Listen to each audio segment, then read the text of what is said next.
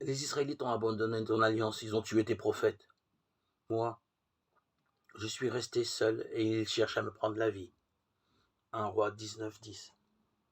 Le découragement vient souvent du fait que la réalité de la vie ne correspond pas à ce que nous espérions. Élie venait de remporter une victoire éclatante sur les prêtres de Baal, avec comme résultat un grand réveil parmi le peuple. 1 Roi 18:39. Malgré cela, lorsqu'il entend le nom de Jézabel, il prend peur et s'enfuit. Logiquement, il aurait dû se sentir protégé par le peuple et même par le roi qui obéissait au prophète.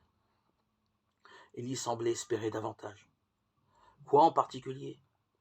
Que le roi fasse exécuter Jézabel, qui lui offre un trône pour régner avec lui.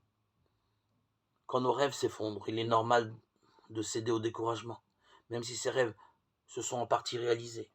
Élie crie à Dieu, ils ont tué tes prophètes. Moi, je suis resté seul. Alors qu'en réalité, 7000 hommes lui étaient demeurés fidèles. Même les hommes de Dieu sont susceptibles de rêver trop grand, de vouloir aller plus vite que Dieu, de mépriser les humbles commencements. Il leur faut apprendre que seul Dieu connaît ses plans et qu'il n'en est rien, en rien, obligé de nous les dévoiler. Aucun d'entre nous, même l'homme ou la femme de prière le plus fidèle, n'a tout compris ou obtenu de Dieu. À Horeb, Élie rencontra Dieu qui lui offrit une petite démonstration de sa puissance. Mais Élie ne sembla pas impressionné, outre mesure. Au lieu de tomber face contre terre devant Dieu, il continua à se plaindre, au point que Dieu décida qu'il était temps de lui trouver un remplaçant.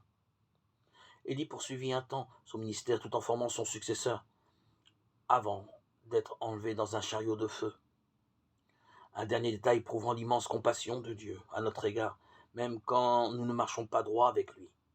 Élie lui fut accordé l'immense privilège de rencontrer Jésus sur le mont de la transfiguration.